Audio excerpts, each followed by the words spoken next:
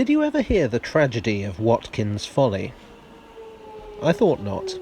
It's not a story the Metropolitan Railway would tell you.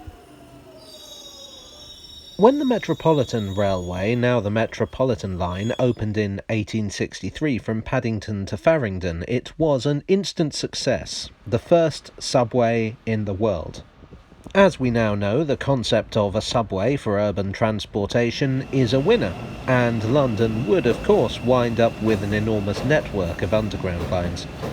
But the Metropolitan Railway had other ideas. An extension railway had been opened in April 1868, the Metropolitan and St John's Wood Railway, which ran out to the northwest of London, aiming at places like Harrow, Neasden and Hampstead. The idea was that this would feed passengers onto the Metropolitan, but not all of the Metropolitan Railway's shareholders were in favour of this. We've got a good thing going with our little line from Farringdon to Paddington, they argued. Why mess around in the countryside? The point was fair. There really wasn't much out there back then. Passenger numbers on the extension were low. Even given the relatively small cost of building a railway in rural Middlesex, it was looking like a flop. Not to worry, said Edward Watkin. Watkin had become chairman of the Metropolitan Railway in 1872. I've talked about him on this channel before, and I'll link to the relevant videos here. He was a man who always looked to the future, for better or for worse, and he had a solution. If the railway wasn't going anywhere, give it somewhere to go. So he decided it would go to Wembley. Wembley at the time was a rural hamlet. In the 18th century, Richard Page, the Lord of the Manor, had a magnificent landscape built, which became known as Wembley Park. Watkin saw potential. A magnificent pleasure garden and amusement park incorporating bandstands, football and cricket pitches, tea rooms, a lake, a golf course and a theatre.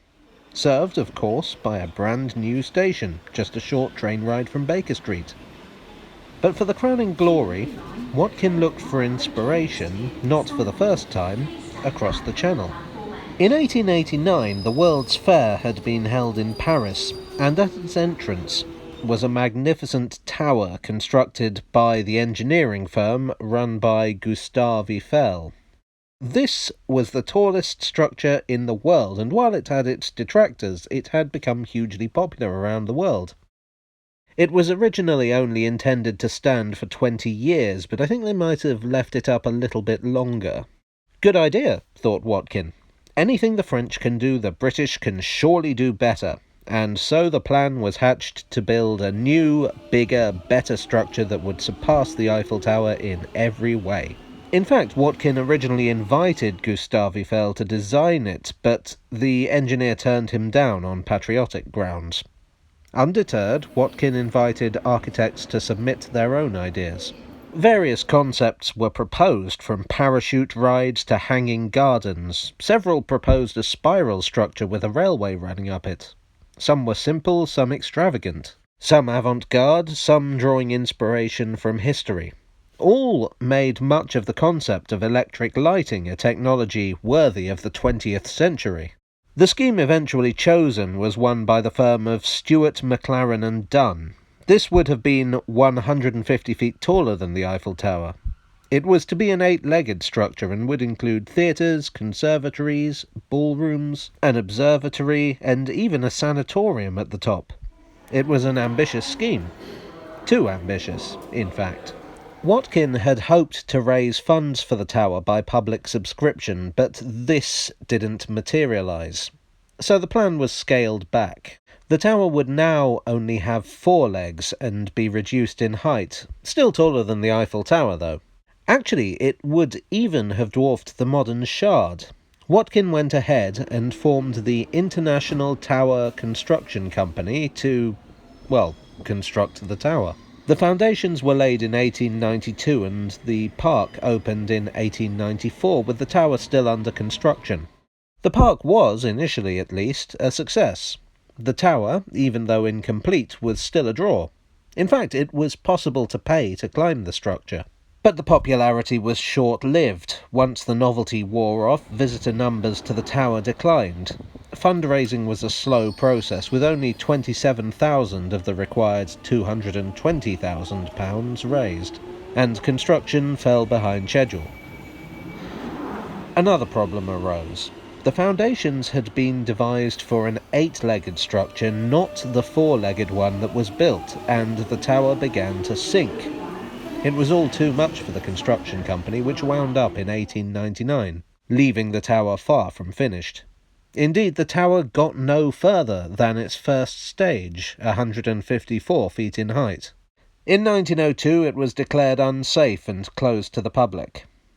By this time, the failed tower had acquired the nickname of Watkin's Folly, or the London Stump, or the Shareholders' Dismay. Far from being the magnificent centrepiece to London's greatest tourist attraction, it was an embarrassing eyesore, and made a laughing-stock of Edward Watkin. In 1907, the whole thing was scrapped. But wait, there's more. The tower may have failed, but the park remained, and of course the station. The Metropolitan Railway sold land they owned in the area for housing development, and a new suburb grew up in the 20th century. Wembley was part of what would come to be known as Metroland. Watkin had passed away in 1901, but it seemed that his ambitions for a railway into rural Middlesex had been vindicated through commuter traffic. Following the First World War, the British government were looking to hold an exhibition to prove to the world that despite challenges to its supremacy, the British Empire had still got it.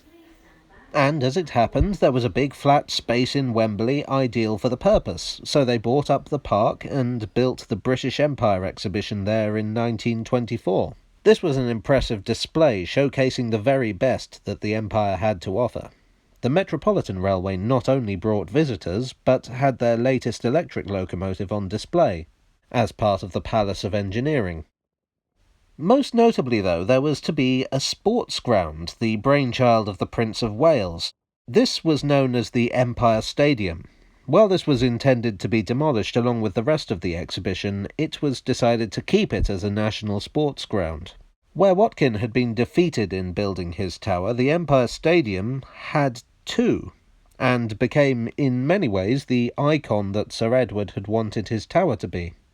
Renamed to Wembley Stadium, it remained in situ until 2002, when it was demolished and replaced with a new stadium on the same site. During the process of demolition, the foundations of Watkin's Folly were briefly uncovered. The present stadium is a monumental structure, its distinctive arch visible for miles. It's strange to think that, had Sir Edward Watkin had his way, you might now be looking at a colossal tower in its place. Even though the tower was a failure, though it was short-lived and incomplete, it still changed the face of London. Hello everyone, I hope you enjoyed this monolithic episode of Tales from the Tube. If you did, feel free to like, share, or even subscribe for more historical oddities. What do you think? Was the tower a good idea that just had bad luck, or was it a terrible scheme to begin with? Do you think it would still be there today if it had been finished? And if so, where would we now have the hallowed turf of our national stadium? Let me know your thoughts in the comments below. And I'll see you soon for another tale from the tube. Actually, I made this image to help you envision what the completed tower might have looked like. No need to thank me.